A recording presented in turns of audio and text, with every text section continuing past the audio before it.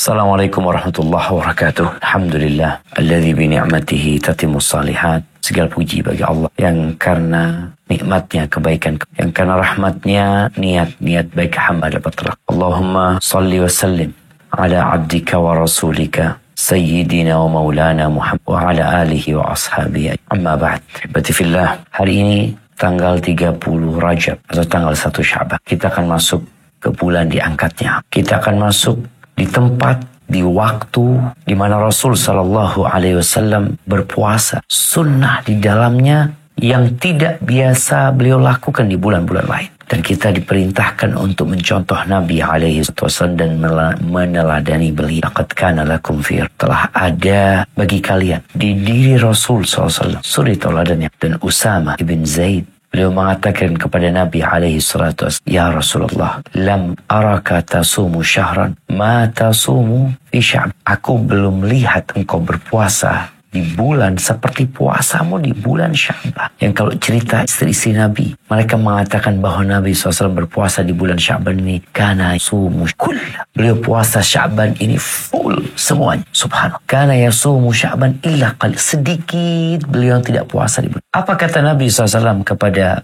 Usama? Dzaka syahrun yaghfalu anhunna. Bulan Sya'ban itu bulan yang dilalaikan oleh manusia. Baina Rajab wa Ramadan, yang posisinya terjepit antara bulan Rajab, yang semua tahu dengan keutamaan bulan Rajab. Sejak sebelum diutusnya Rasul Sallallahu Alaihi Wasallam, orang-orang itu sudah tahu keutamaan bulan Rajab. Itu bulan haram. Dan bulan Ramadan yang semua orang juga tahu, itu bulan puasa. Sehingga bulan Sya'ban ini dianggap oleh sebagian orang mungkin bulan untuk istirahat, bulan untuk santai. Pada Rasulullah turfa'u fil a'mal ila rabbil alamin.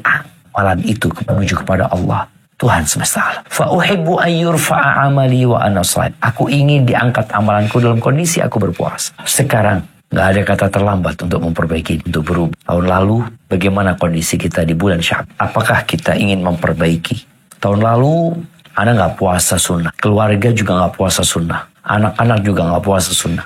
Apakah tahun ini akan tetap seperti tahun lalu? Seorang mukmin senantiasa berusaha untuk menjadi lebih baik, dan nggak ada selama hayat, karena tatkala sudah sampai ke tenggorokan itu ruh terlambat, nggak ada guna. Ahibati fillah, berapa kali engkau berusaha untuk memperbaiki diri menjadi lebih baik? Dalam pekerjaan sudah bekerja, dalam studimu yang sedang belajar, dalam hubungan sosialmu, baik di dalam keluarga atau dalam bertetangga atau masyarakat secara umum. Dan yang terpenting dari itu, berapa kali engkau berusaha untuk memperbaiki? Mungkin dulu engkau berlumuran dosa atau sampai tapi engkau ingin menjadi lebih manusia. Cara naluri itu selalu ingin menjadi lebih bahagia, lebih tinggi, lebih nyaman. Itu secara naluri, dan itu disebut ambisi. Kita punya ambisi untuk menjadi lebih baik, tapi tinggal sekarang di sisi mana kita ingin menjadi lebih baik. Ada yang hanya berbicara tentang ekonomi. Dia kalau masa anak kayak gini terus, anak hanya jadi pegawai. Maka jadi pegawai pun kan ada tingkatan-tingkatannya, naik lagi. Karena orang memang kepingin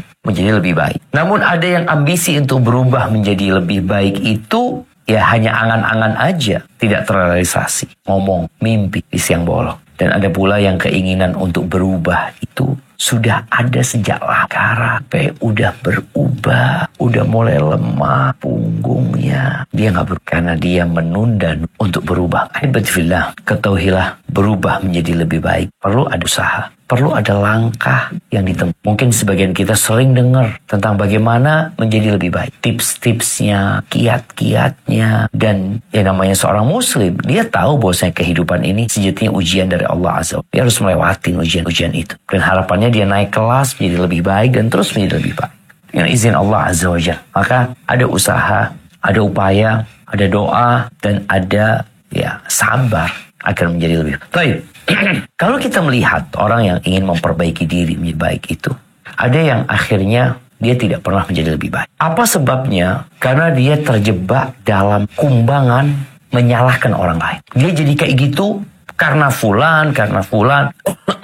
Afwan. Ada yang mungkin sibuk menyalahkan orang tuanya. Aku kayak gini karena memang orang tuaku tuh keras ya, trauma dengan kondisi di rumah. Atau dia akan menyalahkan kawan-kawannya, kawan-kawanku itu hasad sama anak ini, itu. Atau dia akan menyalahkan karena memang aku tinggal di kampung yang seperti ini.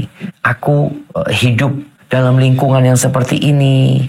Dia mulai menyalahkan lingkungan sehingga dia tidak merasa aku nggak bisa gitu berubah jadi lebih baik. Kenapa? Karena masalahnya ada di orang lain. Masalahnya ada, bahkan ada yang menyalahkan masa dia. Sampai di masa lalu ya, Imam Syafi'i rahimahullahu ta'ala mengatakan, na'ibu zaman wal aibu fina. Fama li zamanina aibun siwana. Wa nahju dhaz zamana bighairi dhambin. Walau nataqa zamanu lana hajana. Kita itu selalu menyalahkan zaman, keadaan. Padahal dia nggak punya dosa. Kita salahkan, kita maki, kita hina, tanpa dia berbuat dosa kepada kita. Aib yang sebenarnya itu adalah diri kita. Masalahnya di kita. Kalau zaman itu bisa bicara, maka dia akan membela diri. Dengan mengatakan, engkau masalahnya bukan kita. Jadi kalau bicara orang ingin berubah, maka dia harus meninggalkan yang namanya menyalahkan orang lain. Ada hal yang kita tidak bisa memperbaiki, tapi kita bisa memperbaiki diri kita. Sampai ada sebuah permisalan jamaah ya. Permisalan, ada seorang raja yang sebutkan dia berangkat menuju ke tempat rekreasi, ke gunung, ya ke taman. Pulang dia, kakinya itu luka-luka. Ya kena batu, kayak kena duri ya. Akhirnya dia usul kepada Perdana Menteri dan menteri-menteri yang ada supaya jalan semuanya itu dipasangin kulit. Kalau mungkin orang sekarang pakai karpet merah, jalannya itu dibenerin gitu.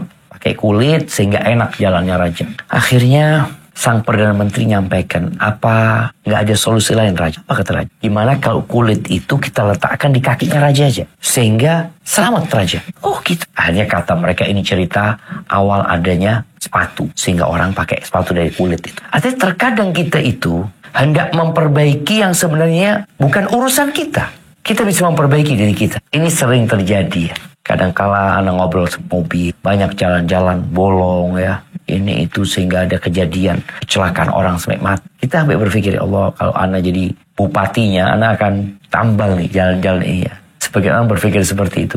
Tapi ada hal yang bisa kita lakukan. Apa yang bisa kita lakukan? Itu yang kita perbaiki. Yang ada pada diri orang lain, ya mungkin sulit bagi kita untuk memperbaiki. Tapi kita bisa, ini yang akan kita bicarakan. Jangan terjebak dalam kumbangan menyalahkan pihak orang tua, lingkungan, sekolah, kawan, tempat kerja, apa aja lah. Karena dimanapun kau berada, kalau kau bisa menempatkan diri, masih ada kesempatan. Maka fase yang harus kita lewatin adalah fase mengakui bahwa memang ada masalah di diri anak. Kenapa? Tatkala kita merasa masalahnya di orang lain, ya kita nggak akan memperbaiki diri kita. Tapi tatkala orang tahu, iya aku salah, aku punya kebiasaan buruk, aku punya karakter yang tidak baik, maka dari pengakuan ini, nanti ada langkah yang selanjutnya. Karena orang yang tidak mengaku punya masalah dan punya salah, bagaimana dia akan memperbaiki. Maka dalam agama kita itu subhanallah jemaah, ada yang namanya taubat. Makanya kalau bicara langkah taubat itu yang pertama adalah an-nadam. Sampai dalam sebuah hadis dikatakan at-taubatu an-nadama. Taubat itu yang menyesal itu. Menyesal karena mengakui dia lakukan sebuah dosa. Ketika datang seorang wanita kepada Nabi alaihi salatu wassalam, dia mengatakan, ya Rasulullah, inni ubla minaz zina fatahhir. Ini pengakuan.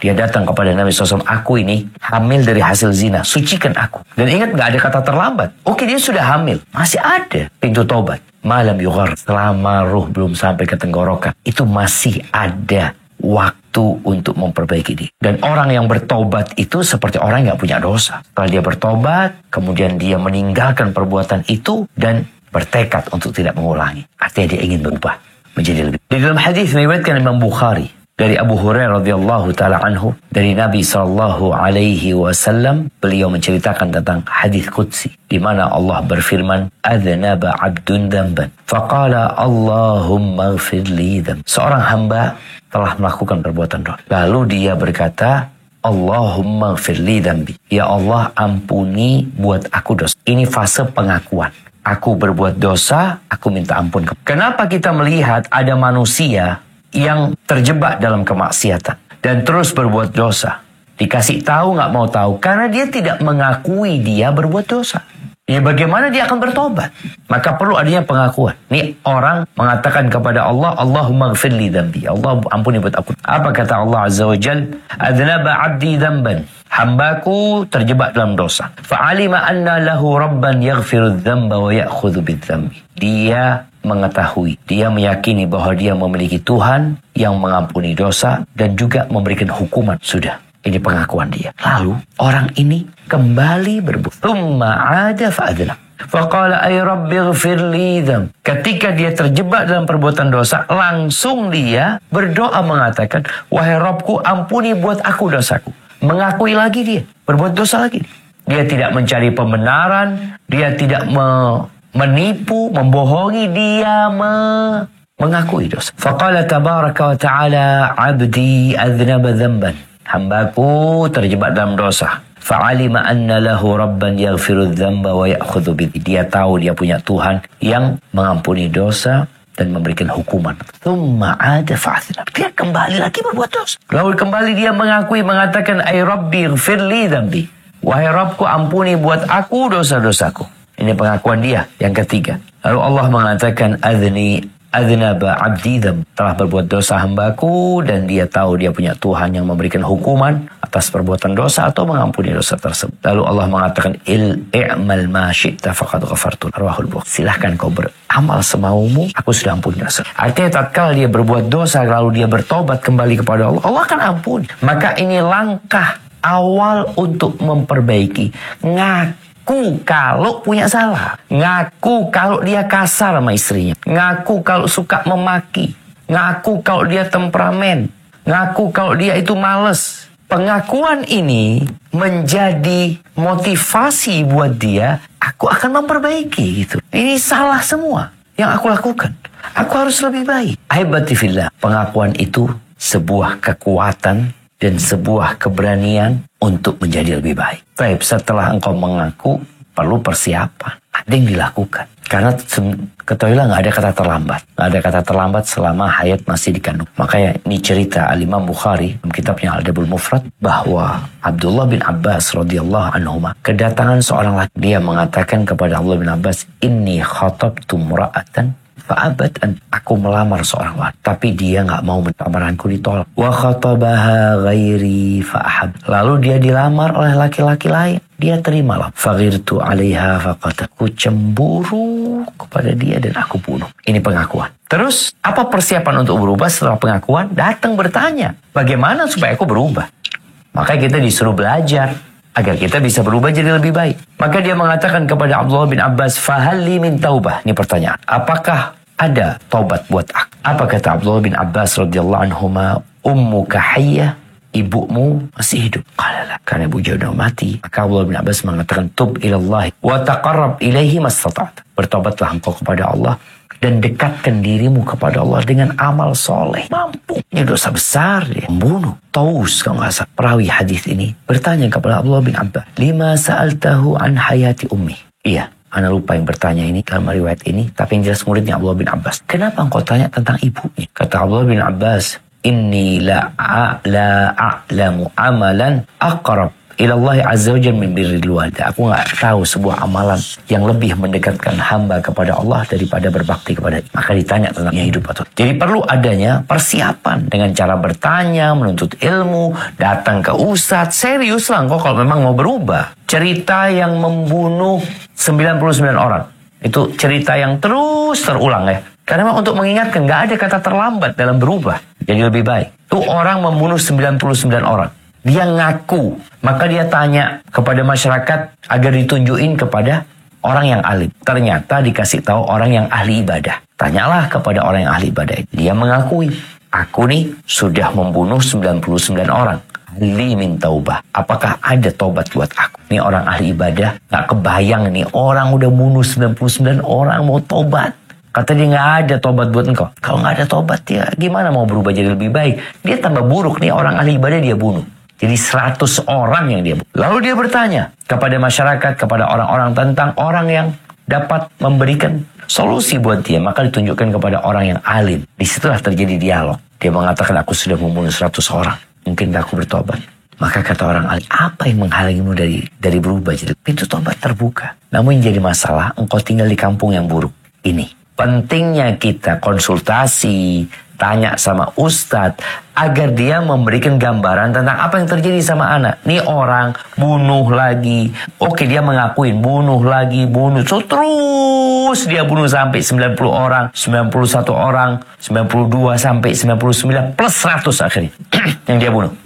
Berarti engkau tinggal di tempat yang orang yang baik itu, atau dia kalau tinggal di kampung yang baik paling tidak akan ditahan sama orang-orang di sana. Artinya dihalangin dari berbuat kemungkaran. Tapi ternyata enggak. Setelah dia pindah, ini persiapan. Bertanya, kemudian ya diamalkan. Fase yang selanjutnya setelah engkau tahu, engkau ngakuin, lalu engkau melangkah untuk memperbaiki dengan bertanya, dengan mencari tahu tentang apa yang harusnya engkau lakukan. Setelah itu amalkan. Maka itu orang yang bunuh 100 orang disuruh hijrah. Tinggalkan kampungmu, engkau pindah ke kampung fulan. Beribadahlah kepada Allah dengan orang-orang. Tidak mengatakan nanti, besok, lusa. Bayangin ya, orang itu kalau nunggu besok mati di tempat itu dia. Tapi dia dikasih tahu, dia langsung amalkan. Dan ini yang harus dilakukan seorang muslim. Idza asbahta fala tantadhil masa, kata Abdullah bin Umar ya. Kalau engkau sedang di pagi hari, jangan nunggu sore. Wa idza amsayta fala tantadhir sabah. Kalau engkau sedang di sore hari, besok jangan. Ini orang enggak nunda aja. Memang dikatakan enggak ada kata-kata terlambat. Dia berangkat langsung. Dikasih nasihat, engkau tinggalkan kampungmu, berangkat ke kampung fulan. Berang di tengah jalan. Singkat cerita, orang itu dimasukkan ke surga. Artinya, selama hayat masih di kandung badan, engkau segera berubah untuk menjadi lebih. Kemudian setelah itu apa yang harus dilakukan? Setelah mengamalkan, ya berdoa mohon sama Allah Azza wa Jalla. Jadi kalau engkau ingin jadi orang yang ahli ibadah, yang bertakwa, orang soleh yang memperbaiki, dan engkau sedang beramal dengan riba, engkau punya muamalat riba, tinggalkan riba. Kalau ternyata engkau mendolimin istrimu di rumah, tinggalkan hal itu. Mungkin engkau mendolimi pekerja-pekerjamu di tempat kerja, engkau tinggalkan hal itu. Kalau engkau ingin menjadi bapak, suami yang baik, ya udah. Bagaimana engkau mau menjadi bapak yang baik, sedang engkau jarang kumpul sama anakmu, engkau jarang ngobrol sama mereka, menjadi suami yang soleh, sedang kau tidak menghargai dan menghormati istrimu. Jadi perlu adanya usaha. Tadi persiapan, dipraktekin, dan sesuai dengan kadar kesungguhanmu. Seperti itu pula yang engkau akan dapatkan dalam memperbaiki diri. Seperti orang mengasah pisau. Engkau asah sekali, cuma sekali, udah segitu. Engkau asah 2 kali, akan lebih tajam. 3 kali, sesuai usaha. Ahibati fillah, Allah berfirman di surah Al-Ankabut ayat 69. Apa kata Allah Azza wa Jalla? وَالَّذِينَ جَاهَدُوا فِينَا لَنَهْدِيَنَّهُمْ سُبُلَنَا وَإِنَّ اللَّهَ لَمَعَ الْمُحْسِنِينَ. Dan orang-orang yang berjihad untuk mencari keridhaan kami akan tunjukkan kepada mereka jalan-jalan kami. Dan sungguh Allah beserta orang-orang yang berbuat baik. Itu syaratnya. Ada kesungguhan. Ada jihad yang maknanya badlul wus wal jihad. Di mana seorang berusaha untuk mengeluarkan energinya, memaksa dirinya. Allah akan tunjukkan jalan-jalannya. Dan semua bisa dirubah. Orang yang gak sholat bisa sholat. Orang yang kafir bisa muslim. Orang yang jahat bisa jadi orang baik. Asalkan engkau benar-benar sungguh-sungguh. Dan Allah telah menyebutkan sebuah kaidah dan sunnatullah dalam hal ini. Di mana orang itu kalau ingin berubah menjadi lebih baik, ya dia yang harus berubah. Ada usaha dari dia, bukan dari orang lain. Bukan dari orang tuanya. Dari dirimu sendiri. Apa kata Allah Azza wa Jalla di surat Ar-Ra'd ayat 11? Nah, tafadhali. Surat Ar-Ra'd ayat 11. Lahu mu'aqibatun min Lahu mu'aqibatun min bayni yadayhi wa min khalfihi yahfazunahu min amrillah. Inna Allah la yughayyiru ma biqaumin hatta yughayyiru ma bi anfusihim wa idza arada Allahu biqaumin su'an fala maradda lahu wa ma lahum min dunihi min wal.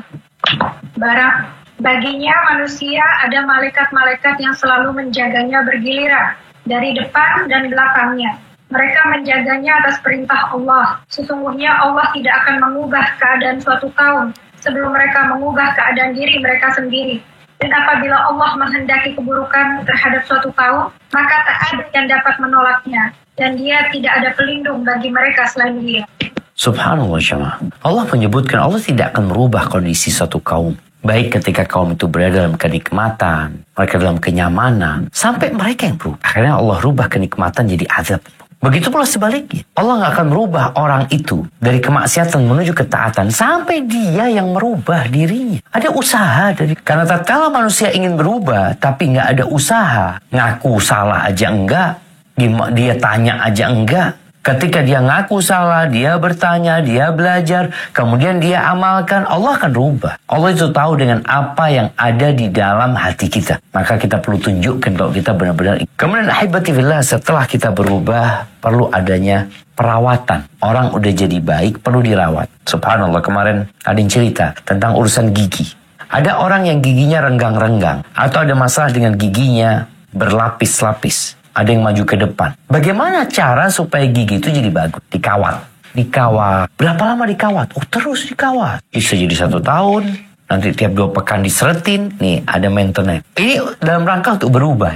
Tentunya kalau sudah tua atau umurnya sudah tua dengan yang masih anak-anak, mungkin ada perbedaan waktu dalam masa memperbaikinya. Tapi intinya ada fase di mana kita memperbaiki, kita sungguh-sungguh, kemudian butuh perawatan. Dirawat ya. Sudah dilepas kawatnya, udah selesai belum? Masih ada perawatan lagi. Bagaimana dengan jiwa manusia, dengan hati manusia yang disebut al-qalbu, qalb karena dia yataqallab, dia bolak-balik. Sehingga kita perlu berjuang lebih lagi. Maka setelah berjuang itu perlu namanya ada penjagaan, istiqomah. Jadi sebagian orang mengatakan kalau istiqomah itu berat setia. Berat istiqomah itu. Iya, istiqomah itu berat. Tapi istiqomah itu jalan untuk. Makanya setelah kau memperbaiki dirimu, kau praktekkan, akan kau perlu istiqomah. Ada istilah merawat itu lebih susah dari membeli.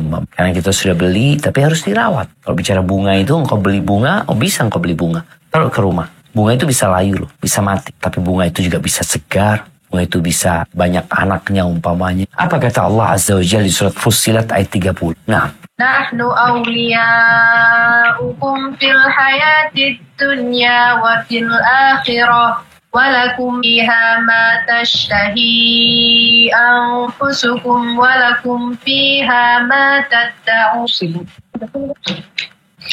Innalladzina qalu rabbuna Allah thumma istaqamu tatanazzalu alaihimul malaikatu alla takhafu تتنزل عليهم الملائكة ألا تخافوا ولا تحزنوا وأبشروا بالجنة التي كنتم توعدون. Sesungguhnya orang-orang yang berkata, Tuhan kami adalah Allah, kemudian mereka meneguhkan pendirian mereka, maka malaikat-malaikat akan turun kepada mereka dengan berkata, janganlah kamu merasa takut, dan janganlah kamu bersedih hati, dan bergembiralah kamu dengan memperoleh surga yang telah dijanjikan kepadamu. Barakallahu fikum. Ini jemaah berkata Rabbuna Allah, iman.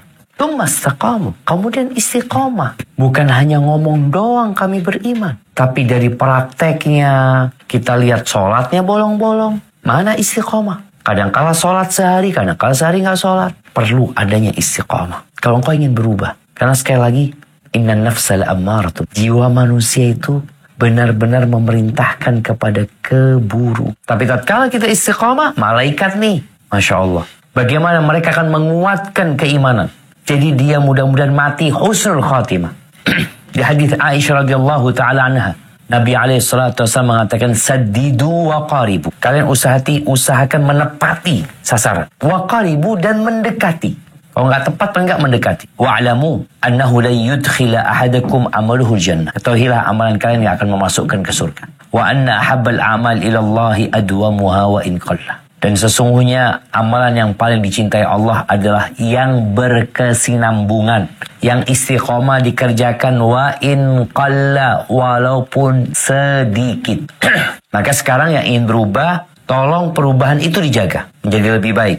Kalau bicara dia baca Quran, lu nggak pernah baca Quran, tapi anak ingin baca Quran. Di bulan Sya'ban ini bulan orang-orang baca Quran umpamanya. Ya udah, engkau istiqomah. Mau baca berapa lembar? 1 halaman, 2 halaman, 3 halaman. Perlu istiqomah. Dan Nabi menyebutkan sebaik-baiknya amalan itu yang berkesinambungan walaupun sedih. Karena ini akan jagain kita untuk jadi lebih baik ya, Ma. Terus dengan harapan mati husnul khotimah. Sodako, pokoknya sodako. Tiap hari aku harus sodako. Berapa itu? Terserah 2.000, 2.000, 3.000, 3.000. Ada 5.000, 5.000. Tapi hal itu menjadi sesuatu yang diamalkan.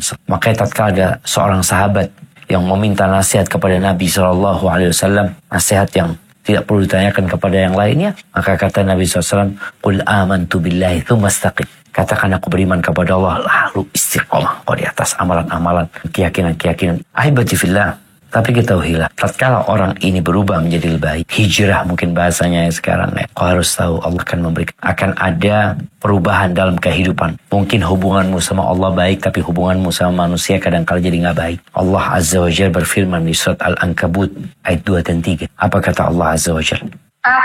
الناس أن يتركوا أن يقولوا آمنا وهم لا يفتنون ولقد فتنا الذين من قبلهم فليعلمن الله الذين صدقوا وليعلمن الكاذبين. Apakah manusia mengira bahwa mereka akan dibiarkan hanya dengan berkata kami telah beriman, sedangkan mereka tidak diuji?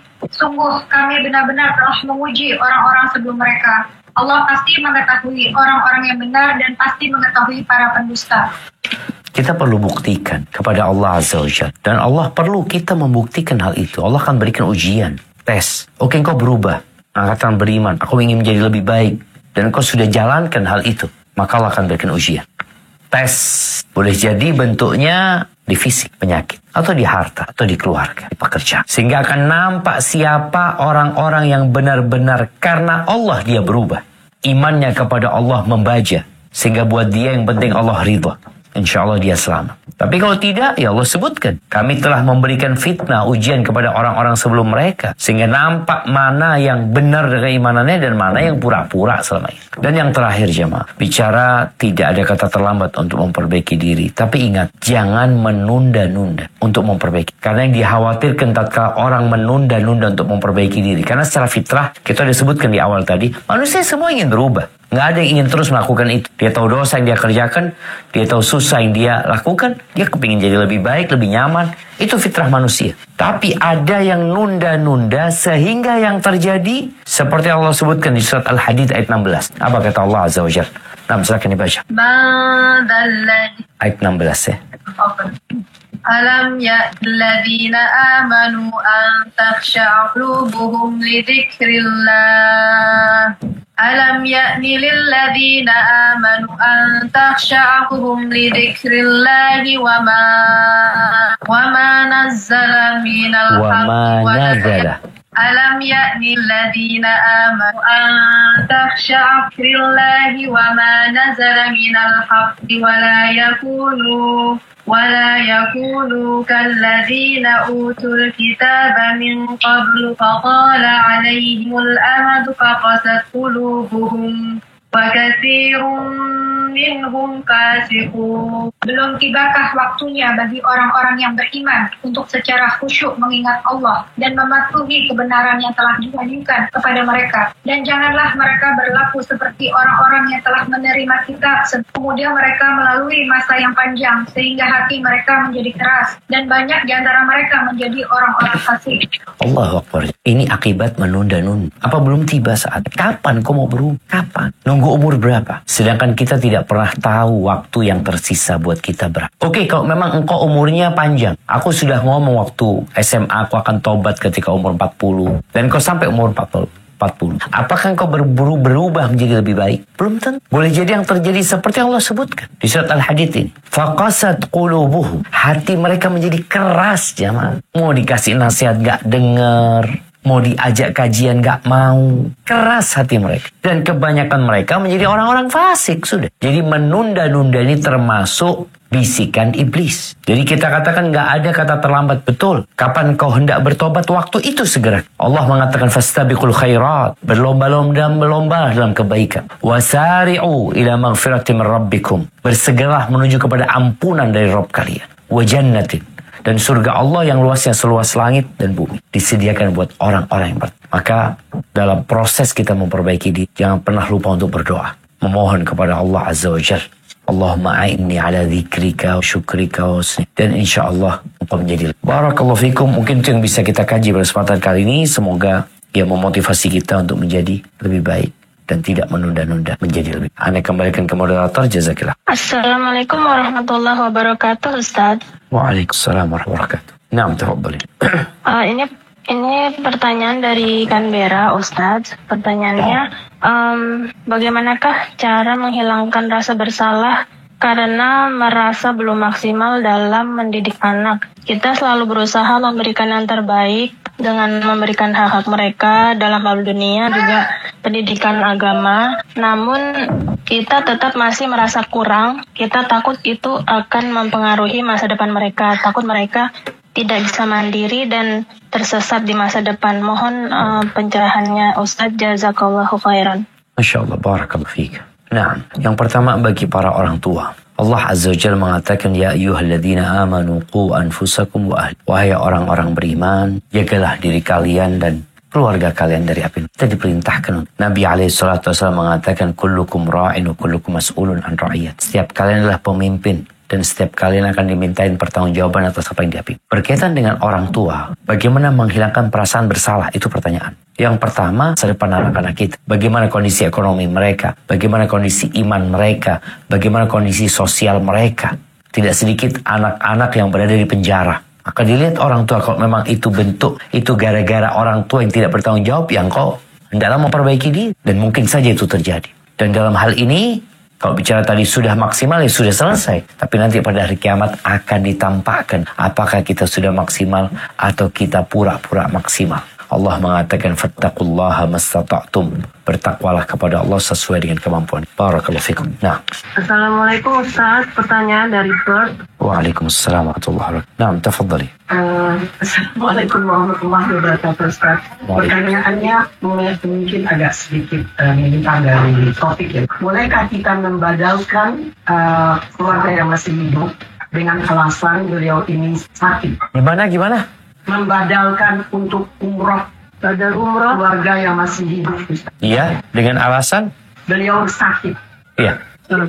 Barakallahu fikum. Ya, berkaitan dengan ibadah umrah dan haji ini, nggak ada kata terlambat. Walaupun banyak yang menunda-nunda ibadah sampai akhirnya sakit, nggak mampu. Akan dihisap. Kenapa dulu ketika dia sehat nggak berangkat? Kenapa tatkala dia kaya dia nggak berangkat? Dia berangkat ke tempat yang jauh, dia mengeluarkan biaya yang cukup banyak, tapi berangkat ke rumah Allah nggak juga. Boleh jadi ada banyak sebabnya. Sekarang bagaimana membadalkan dia? Bicara badal umroh atau badal haji, ini permasalahan yang memang ada khilaf di antara para ulama. Ada yang berpendapat bahwasanya kita boleh membadalkan kalau memang kondisi orang itu yang kepingin umroh, cuma nggak sempat umroh, mati umpamanya. Atau dikatakan tadi orang itu punya biaya mau berangkat umroh, tapi fisiknya nggak mampu, sakit, diberangkat, nggak ada masalah. Tapi ingat, buat orang-orang yang sehat segera berangkat sebelum kosong. Jadi masalah memang ada khilaf di antara para ulama, cuma pendapat yang lebih kuat insya Allah diperbolehkan kita membadalkan orang yang sakit tapi secara finansial dia mampu sebenarnya. Karena kita tahu ibadah umroh dan haji ini bagi yang mampu. Yang tidak mampu nggak usah kita repot-repot menghajikan dan mengumrahkan dia. Karena memang dia nggak wajib gitu. Seperti ini. Wallahu a'lam bishawab. Barakallahu fikum Ustaz. Pertanyaan dari Brisbane. Nah.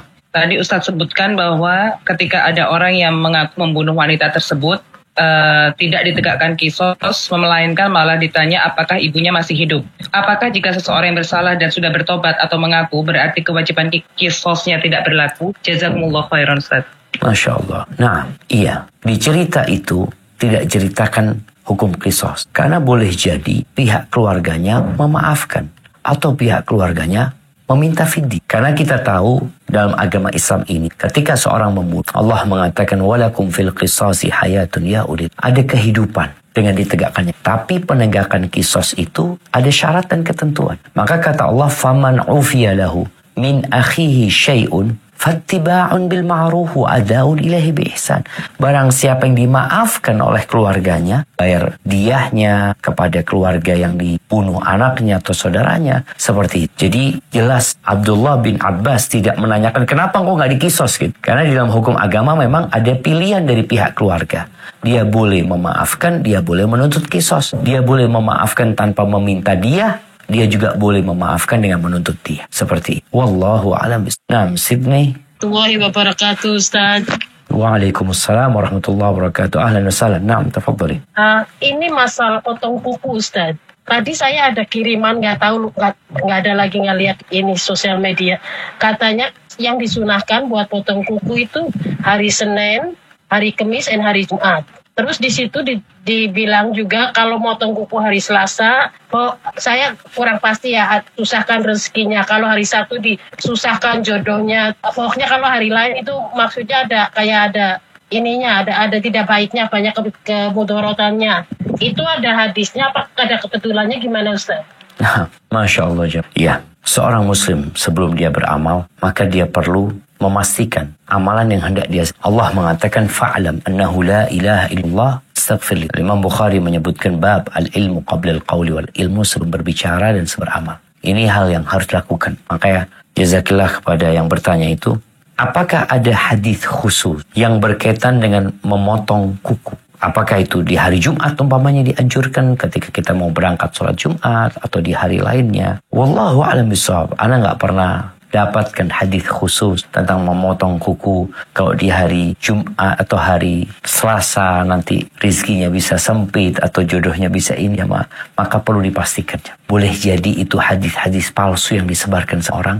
Dan biasanya hadis-hadis palsu ini jamaah memiliki sesuatu yang aneh. Maka Ana nggak tahu, mungkin nanti Ana akan cari, tapi yang jelas tidak ada hari khusus untuk memotong kuku. Yang jelas memotong kuku itu ketika dibutuhkan. Dia lihat sudah panjang kukunya, hari ini hari Senin atau hari ini hari Selasa, dilihat kukunya panjang, ya udah dia potong. Nggak perlu nunggu besok, nggak nunggu hari Rebo umpamanya, seperti itu. Jadi mungkin nanti perlu dipastikan, mungkin dikirimkan ke Ana juga kepingin tahu ya, dari mana mereka mendapatkan hal itu. Dan sekali lagi jamaah, jangan terburu-buru untuk menyebarkan sesuatu yang menurut kita baik, padahal belum tentu benar. Kita tahan dulu, kita tanyakan dulu. Sepanjang yang Anda tahu, nggak ada hari khusus untuk memotong kuku. Hada wallahu a'lam bishawab. Walaupun ada sebagian ulama mungkin yang dalam kitab mereka menganjurkan di hari Jumat. Itu ada anjuran. Tapi kalau hadisnya secara khusus, belum ada yang Anda ketahui. Wallahu a'lam bishawab. Nah, Ustaz, maaf sebelumnya. Kalau malam itu dibolehkan atau enggak ya Ustaz memotong kuku? Jazakallahu khair. Nggak ada masalah mau di malam hari, mau di sore hari, mau di waktu subuh. Tidak ada waktu khusus. Hanya saja jemaah, ada sebuah khurafat, bukan khurafat ya, yang kita tahu lah. Waktu kita kecil, nggak boleh beli jarum di malam hari. Nggak boleh potong kuku di malam hari. Sepertinya larangan-larangan itu berkaitan dengan maslahat, bukan berkaitan dengan agama. Soalnya kalau potong kuku di malam hari, apalagi di masa lalu yang lampu, itu nggak ada.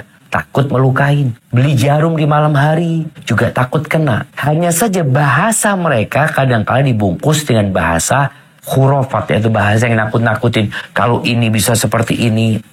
Tapi wallahu alam, larangan atau arahan dari orang tua dahulu, nggak beli jarum di malam hari, nggak beli paku di malam hari, potong kuku nggak boleh di malam hari, itu hanya berkaitan dengan maslahat saja. Tapi terkadang tadi dikait-kaitkan dengan hal-hal yang sebenarnya tidak ada hubungannya. Kayak dulu kalau mata kedip-kedip ya, ada yang ribain dia umpama. Terus kadang-kala kalau kita memberikan sesuatu, kemudian kita ambil lagi, nanti bisa seperti ini. Itu hanya sebenarnya ingin melarang orang, tapi dengan larangan yang seharusnya tidak tidak seperti itu. Hada wallahu a'lam bishawab. Nah. Assalamualaikum Ustaz. Waalaikumsalam warahmatullahi wabarakatuh. Mau tanya, mau minta nasihat untuk menuju umur 40 tahun insyaallah. Kalau panjang umur, apa nasihatnya Ustaz supaya bisa lebih baik lagi ke depannya dan tetap istiqomah dan terus bisa bertaubat Ustaz di umur 40 dan selanjutnya insyaallah kalau panjang umur. Gitu aja Ustaz. Barakallahu fiik. Naam, ya. Jangan nunggu umur 4, karena banyak orang yang nggak sampai umur 4 sudah meninggal. Adapun bagi yang menuju ke umur itu, maka waktunya dia sehingga tatkala dia berumur 40 tahun dia sudah matang. Allah Azza wa Jalla menyebutkan ya di surat Al-Ahqaf ayat 15 ya. Ini berkaitan dengan umur 40 tahunnya. Allah mengatakan wasainal insana biwalidayhi ihsan. Dan kami wasiatkan, kami perintahkan kepada manusia untuk berbuat baik kepada orang tua. Jadi yang sudah umur nih, tolong ingat dengan pesan Allah. Allah ingatkan, hamalathu ummuhu kurhan wa wada'athu kurhan. Ibunya mengandung dia dalam kondisi sulit ya, berat. Hamil itu berat. Maka ingat dengan perjuangan orang tua. Engkau yang sudah umur 40 tahun, mungkin engkau juga seorang ibu, engkau juga punya anak, engkau punya suami, engkau punya kesibukan yang terkadang membuatmu lupa dengan orang tua. Maka yang mau masuk umur 40 tahun, tolong kembali dia mengingat. Dan dia mengakui kekurangan dia berbakti kepada orang tua. Wa hamluhu wa fisaluhu 30 syahra. Allah ingatkan bagaimana hamil dan menyusuinya selama 30 bulan. Hatta idza bal wa balagha arba'ina. Allah sebutkan sampai tatkala dia ini mencapai puncak dari umur masa muda. Masuk ke umur 40 tahun. Asyuddahu ada yang mengatakan umur 33 tahun. Ada yang mengatakan itu sebenarnya puncak dari umur masa muda 40 tahun. Apa yang dilakukan orang ini? Maka hafalkan doa ini. Dan hayat dia mengatakan Rabbi auzi'ni an ashkura ni'mataka allati an'amta. Wahai Rabbku, bantulah aku, tolonglah aku. Untuk apa? Untuk bersyukur atas nikmat yang kau berikan kepada aku. Engkau lihat yang mau umur 40 tahun ya, banyak dan banyak yang belum kita syukur. Kita sering kita merasa lebih susah daripada orang. Padahal ada yang lebih susah. Maka tolong berdoa mohon sama Allah. Dibantu untuk mensyukuri nikmat yang Allah berikan kepada kau. Perlu bermuhasabah, bermuazan untuk menjadi lebih baik. Tadi engkau perlu mengakui bahwa ada banyak kekurangan di diri. Wa ala walidayya. Dan atas nikmat yang kau berikan kepada kedua orang. Kau bisa hidup seperti ini karena ada orang tua yang merawatmu. Kalaupun ada yang mungkin dibuang sama orang tuanya, dia mengatakan. Kemudian, wa an a'mala salihan tardah. Doa supaya dibantu untuk bisa beramal soleh. Karena umur 40 tahun ini di persimpangan jalan. Benar-benar orang kalau nggak berubah di umur 40 tahun ini, susah dia akan berubah. Makanya, wa an a'mala salihan tardah wa aslih li fi dzurriyyati. Setelah dia berbicara tentang orang tua, dirinya, orang tuanya, kemudian anaknya, wa aslih li fi dzurriyyati. Kebanyakan kita bicara anak sebelum orang tua. Tapi Allah mengingatkan agar kita mendoakan orang tua sebelum doakan. Wa aslih li fi dzurriyyati. Dan perbaiki bagi aku di anak keturunanku. Meminta kebaikan di anak keturunannya. Inni tubtu wa inni min. Aku bertobat dan aku termasuk orang-orang yang berserah diri. Berarti umur ini menjadi umur di mana manusia diperintahkan untuk berubah menjadi lebih baik. Dia seharusnya bertobat, memohon kepada Allah, memperbanyak istighfar. Kalau dulu istighfarnya hanya selesai sholat, sekarang ditambah lagi waktu-waktu untuk memohon ampun kepada Allah Azza wa Jalla. Itu bagi yang mau masuk umur 40 tahun. Dan nggak ada yang tahu apakah kita akan melewati 4. Apakah kita malam ini, besok, lusa. Anak tadi subuh jam 5, 30 menit apa ngeliat ada gempa susulan Turki. Allahu Akbar. Sudah berapa ribu yang mati. Orang tidak. Tapi kalau datang waktunya, barakallahu fiik. Baik, Kuala Lumpur. Halo, belum ada suara. Assalamualaikum Ustaz. Waalaikumsalam warahmatullahi wabarakatuh. Dari Perth. Nah, tafadhal. Iya. Bagaimana kalau kita sudah terlanjur pernah berkata jelek, supaya kita nggak terkena hal jelek itu di kemudian hari, Ustaz? Karena ada hadis perkataan dari Ibnu Jauzi rahimahullah, termasuk orang yang harus diwaspadai adalah orang yang bijak terkena hukuman sesuai perbuatan yang diucapkannya. Ibnu Sirin pernah berkata, saya pernah merendahkan seseorang dengan berkata, hai bangkrut. Maka saya pun mengalami kebangkrutan setelah 40 tahun dari sejak peristiwa itu. Bagaimana Ustaz? Jazakallah khairan. Nah, subhanallah. Kita sering dengar dari orang tua kita dulu, hati-hati kalau ngomong, bisa jadi doa. Itu kadang-kala mereka. Dan ada sebuah asar mungkin yang dhaif sebenarnya, bahwasanya bala itu tergantung omong. Tapi itu dhaif. Ibnu Utsaimin rahimahullah ta'ala, Syekh Ibn pernah menyebutkan, ihdhar lisanaka an taqula fa innal balaa kalun bil. Hati-hati lisanmu kalau ngomong. Nanti engkau dikasih bala sesuai dengan apa yang kau. Dan itu mungkin terjadi. Karena Allah memberikan balasan sesuai dengan amalan. Itu sunnatullah yang seperti itu. Allah memberikan balasan sesuai dengan amalan dia. Terus apa solusinya kalau kita pernah ngomong buruk? Maka solusinya minta maaf. Fal yastahillu minhu. Hari ini engkau minta maaf, kata Nabi. Minta dihalalkan. Cari orang itu. nggak ketemu orang. Doakan orang itu. Minta ampun sama. Cabut ucapan. Kalau orang itu ada, mau tidak mau urusannya kita minta maaf. Kalau orang itu nggak ada, ya sudah engkau doakan orang itu dan engkau cabut. Dengan bertobat kepada Allah Azza. Pernah ada seorang jamaah yang dizolimin sama anak. Kemudian orang tua ini angkat tangan minta sama Allah agar anaknya dibalas. Dan anaknya berantakan. Ya orang tua kesian gitu. Melihat anaknya hidupnya berantakan. Ini dia angkat tangan lagi minta sama Allah SWT. Dengan mencabut doa agar anaknya dihukum. Maka insya Allah tetap ada bagi orang yang pernah ngomong. Ini butuh keberanian untuk mengakui kesalahan.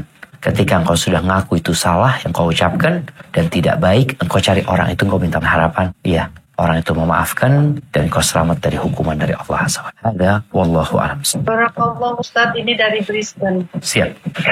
Saya mau bertanya, anak saya sudah menikah dengan imam. Hah? Maaf, anak saya akad nikah dengan imam. Kemudian keluarga. Imam sholat apa ini? Sholat subuh, sholat duhur? Bukan, maksudnya itu nikah dengan syekh gitu Ustaz, tidak tertulis. Oh, dinikahkan oleh imam. Bukan nikah sama imamnya dia, bukan. Bukan. Ya di sini begitu Ustaz. Ya. Oke, dia sama penghulu lah gitu. Penghulunya itu. Ya, penghulu ya Ustaz, ya penghulu. Siap. Ya, di sini kan nggak ada begitu baik. Maaf, Siap. Kemudian orang tua perempuan bukan menuntut sih, ingin tahu pengetahuan, ingin tahu adab pernikahan Islam. Apakah boleh dilakukan 2 kali nikah? Barakallahu fikum. Iya. Maksudnya 2 kali nikah itu gimana? Kawin lagi dia? Dinikahin lagi, tapi di depan keluarga mempelai wanita. Jadi akad nikahnya 2 kali. Ya. Yang tadi di depan imam, yang ini di depan keluarga. Ya, karena keluarga mempelai wanita ingin mengetahui adat istiadat pernikahan Islam. Siap. Barakallahu fiik. Nah, ahibati fillah, pernikahan dalam Islam adalah sebuah ikatan yang sangat sakral, yang sangat besar tanggung jawab. Allah mengatakan wa akhadna minkum mitsaqan ghalidha. Dan wanita-wanita itu telah mengambil dari kalian buah perjanjian yang dahsyat, gak main-main. Walaupun secara pelaksanaannya itu sederhana sekali. Bagaimana dikatakan sederhana? Ya, yang dibutuhkan wali yang akan menikahkan. Kedua orang saksi. Maka di sini perlu ada 2 saksi. Saksi itu bisa dari keluarga laki-laki, bisa jadi keluarga perempuan, atau dari orang umum. Tapi ada yang menyaksikan akad nikah itu. Makanya kalau tadi dikatakan kan ingin disaksikan oleh keluarga. Ya sudah, mereka seharusnya jadi saksi ketika pernikahan itu terjadi. Sekarang saksinya ada apa enggak? Kalau wali ada yang menikahkan wali, tapi tadi di depan imam umpamanya, atau diwakilkan kepada imam, tapi yang jelas ada walinya. Wali nikahnya yang sah, kemudian ada 2 saksi, kemudian ada mahar yang diberikan, lalu ada ijab qabul. Tentunya ada mempelai laki-laki, mempelai perempuan. Selesai sudah. Kalau kemudian tadi ada pengulangan akad nikah, maka perlu dilihat kenapa diulangi. Kalau diulangi karena memang yang pertama tidak sah, oke, berarti diulangin. Kalau enggak, yang pertama sah sebenarnya, selesai. Yang kedua berarti cuma main-main, cuma pura-pura. Karena apa? Karena akad nikah sudah selesai. Seperti itu. Maka kesederhanaan dalam pernikahan ini yang perlu kita jaga jamaah. Karena Anda melihat orang sekarang menikah harus dengan walimah tanda kutip yang besar-besaran. Padahal itu nggak masuk dalam akad nikah. Tidak masuk dalam syarat pernikahan. Enggak. Wala rukun nikah. Itu hanya anjuran walimah itu. Sedangkan yang menjadi syarat dan rukun ini tadi udah disebut. Maka wallahu a'lam bishawab. Tadi kenapa dia ingin mengulangin? Kalau ingin mengulangin supaya terlihat ya, sehingga seakan-akan lebih mantap lagi, tetap yang terhitung sebenarnya akad nikah yang pertama. Yang kedua ini ya pura-pura. Kenapa? Karena ini sudah nikah, udah suami istri gitu loh. Yang ini hanya pura-pura, tidak ada konsekuensi hukumnya. Ada wallahu a'lam. Assalamualaikum Ustaz. Waalaikumsalam warahmatullahi wabarakatuh. Nah, putaran kedua dari Sydney Ustaz. Siap. Saya pernah mendengar ada pembicaraan seperti ini Ustaz. Kalau orang kan dilihat dari umur 40 berubah atau enggaknya dia punya sifat ataupun kayak ibadahnya ya Ustaz. Nah. Apakah itu apa masih bisa kita memperbaiki diri Ustadz sebelum kita meninggal? Seumpama kita sudah berumur 60 tahun Ustadz. Jazakallah khairan. Masya Allah, barakallah. Ya, ahibati fillah, tema kita hari ini tidak ada kata terlambat. Walaupun sudah umur 60, nggak ada kata terlambat. Hanya saja merubah sesuatu yang sudah tua, itu lebih berat. Makanya kalau kita lihat, kebanyakan pengikut para nabi itu anak-anak muda. Nabi SAW ketika berumur 40 tahun, sahabat-sahabatnya itu yang baru masuk Islam tuh hampir semuanya di bawah umur 40 tahun. Sedangkan yang sudah tua, itu mereka baru masuk Islam. Ada yang masuk Islam umur 60 tahun, ada. Berubah menjadi lebih baik, ada. Tapi biasanya dibutuhkan sesuatu yang besar yang dapat merubah. Contohnya, kasih penyakit yang menyebabkan dia akhirnya sadar. Karena memang dia udah berubah, udah sulit berubah. Contohnya kadang-kadang ada orang merokok ya. Ya, para perokok dari sejak kecil dia merokok ya, sampai umur 40 tahun dia nggak berubah. Tahu-tahu umur 50 dia berhenti. Dia nggak ngerokok sama sekali. Dapat hidayah nih orang ini. Iya, dengan sakit dia berubah. Tapi sekali lagi nggak ada kata terlambat. Memang umur 40 tahun itu menjadi umur yang ya orang tuh di persimpangan jalan. Yang seharusnya dia sudah tetapkan. Kalau enggak dikhawatirkan dia sulit untuk balik lagi. Untuk menjadi lebih baik. Karena seperti pohon yang sudah pokoknya sudah kuat, mau dibelokin itu susah. Bisa, tapi perlu perjuangan. Dan sekali lagi dalam agama kita, Allah masih membuka pintu bertobat orang menjadi lebih baik itu malam yugharqir. Selama belum sampai ke tenggorokan. Walaupun umurnya sudah 60 tahun, masih bisa diharapkan ya. Jangan pernah kita itu putus asa. Baik perubahan buat kita sendiri yang sudah tua, atau buat orang lain. Oh, fulan sudah 60 tahun lalu, susah ya. Tapi mustahil tidak. Dia masih bisa berubah. Dan buktinya banyak. Ada orang-orang, Masya Allah, ada orang yang hafal Quran setelah umur 60 tahun. Ya, mungkin nggak ada yang mustahil. Cuma memang perlu perjuangan seperti itu. Hadza wallahu a'lam. Bismillahirrahmanirrahim. Assalamualaikum Ustaz. Waalaikumsalam warahmatullahi wabarakatuh. Iya, mau tanya, kalau dari pertanyaan sebelumnya kan dari sisi para orang tua mungkin yang sudah di atas 40 tahun gitu ya, bagaimana mereka menyikapi dirinya sendiri. Sekarang mungkin pertanyaannya bagaimana sikap kita sebagai anak yang punya orang tua di atas usia 50 tahun yang mungkin masih kadang menyepelekan, atau mungkin bukan menyepelekan tapi lebih ke nggak tahu harus memulai belajarnya dari mana gitu, atau bingung seperti apa sikap kita sebagai anak tuh harus seperti apa Ustadz. Jazakallah khair. Masya Allah, barakallah fiik. Nah, mahibati fillah, menjadi sebuah kebahagiaan tersendiri ketika anak mendapatkan orang tuanya mau berubah di saat mereka sudah tua. Dan itu sebuah anugerah Allah karena memang yahdillah man yasha wa yudhillu man yasha. Apa sikap anak? Ya, sikap anak-anak yang harus belajar bagaimana membimbing orang tua. Tatkala orang tuanya sudah mau berhijrah, mau bertobat, lebih baik lagi, maka semua dimulai dari keimanan. Bagaimana memperbaiki keimanan, contohnya mungkin bagaimana mengajak orang tua untuk mempelajari tentang makna kalimat tauhid, ya asyhadu an la ilaha illallah, dan makna kalimat syahadatain. Kemudian setelah itu mungkin bicara tentang sholatnya bagaimana, karena itu rukun Islam yang kedua. Bagaimana memperbaiki sholatnya orang tua menjadi lebih baik, karena ada orang yang sholat sama 60 tahun, sholatnya satu pun. Jadi kita memperbaiki hal itu. Lalu bagaimana puasanya, kita mau masuk bulan Ramadan, contohnya bagaimana puasa orang tua kita atau puasa kita dan orang tua itu diterima sama Allah Azza wa Jalla. Karena juga ada orang yang puasa nggak dapat kecuali lapar, dan itu terjadi. Maka kita bagaimana menghindari hal itu. Nanti bicara zakat, orang tua kita mungkin punya tanggungan zakat yang belum dikeluarkan, belajar yang seperti itu. Dan tentunya rukun Islam yang itu haji. Jadi bertahap. Kemudian mungkin juga yang mungkin ringan untuk dipelajari sama orang tua, tafsir. Khususnya tafsir juz amma, tafsir al-fatihah, dan tafsir hadza wallahu a'lam. Assalamualaikum. Waalaikumsalam warahmatullahi wabarakatuh. Ustadz, izin bertanya ini, bagaimana cara istiqomah di lingkungan yang lama atau awam yang belum mengaji sunnah, sedangkan kita sudah mengenal manhaj salaf, agar tidak mudah terpengaruh. Jadi tetapi ada keinginan untuk mewarnai mereka atau mendakwahi mereka, kira-kira itu mulai dari mana?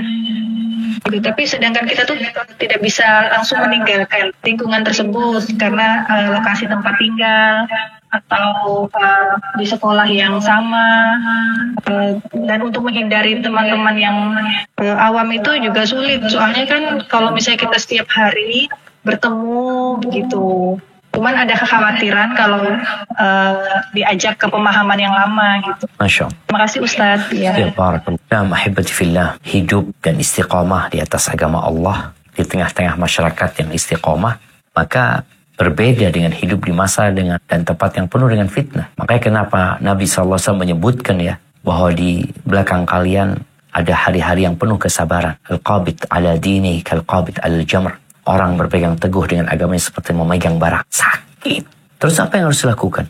Memang yang harus dilakukan yang pertama adalah berdoa, nggak boleh berhenti memohon kepada Allah ditetapkan agama. Ya muqallibal qulub tsabbit qalbi ala dinik. Baca Rabbana la tuzigh qulubana ba'da idh hadaitana wa hab lana min ladunka rahmah innaka antal wahhab. Terus ya mohon sama Allah. Orang yang di lingkungan baik aja mungkin saja dia berubah, apalagi di lingkungan yang buruk. Yang kedua, dia harus terus belajar karena ilmu ini yang akan mengantarkan dia mengetahui mana yang boleh dan mana yang tidak, mana yang seharusnya dilakukan, mana yang seharusnya maka dengan cara dia terus belajar menuntut ilmu, insya Allah dia akan naik levelnya karena dia tadi sebutkan ingin memperbaiki. Dia sudah baik, benar insya Allah bagaimana dia memperbaiki orang. Dan bicara bagaimana memperbaiki orang lain, ini pun bertahap, ada proses yang harus dilakukan. Kalau di masyarakat kita ada 10 kemungkaran, ya mulai dari yang paling membahaya. Dari sana kita perbaiki. Kemudian dalam rangka memperbaiki, kita perlu mengamalkan dulu sebenarnya apa yang kita sudah ketahui. Maka banyak masyarakat itu nggak suka dengan orang-orang yang belajar sunnah kadangkala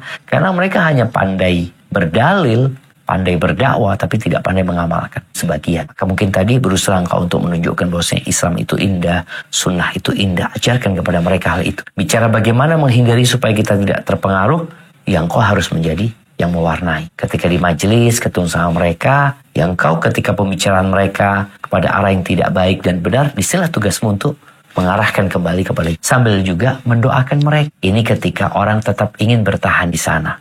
Karena boleh jadi orang tuanya aman, tapi anak-anaknya nanti akan terpengaruh. Sehingga tolong orang tua benar-benar memikirkan masa depan anak. Karena ada orang tua yang sudah dewasa, sudah belajar, insya Allah dia lebih kuat dibandingkan dengan anak-anak yang lebih sering terpengaruh dengan apa yang dia lihat dan apa yang dia. Hadza wallahu a'lam.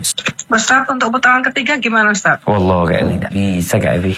Habis sudah. Satu lagi pertanyaan ini kalau gitu. Mau dikasih ke siapa? Nanti yang lainnya. Gimana? Ojo Ustaz, kalau satu kesian yang lainnya nanti Ustaz. Mendingan dibanding aja minggu depan, insya Allah 2 minggu lagi Ustaz. Siap, barakallahu fiik. Jamaah rahimakumullah. Apa yang kita kaji hari ini seharusnya menjadi bahan buat kita untuk memperbaiki. Jangan sampai kehadiran kita di majelis ilmu hanya sekedar sebuah rutinitas. Ketemu sahib, ketemu kawan-kawan, ngobrol. Innamal a'malu bin. Amalan itu tergantung.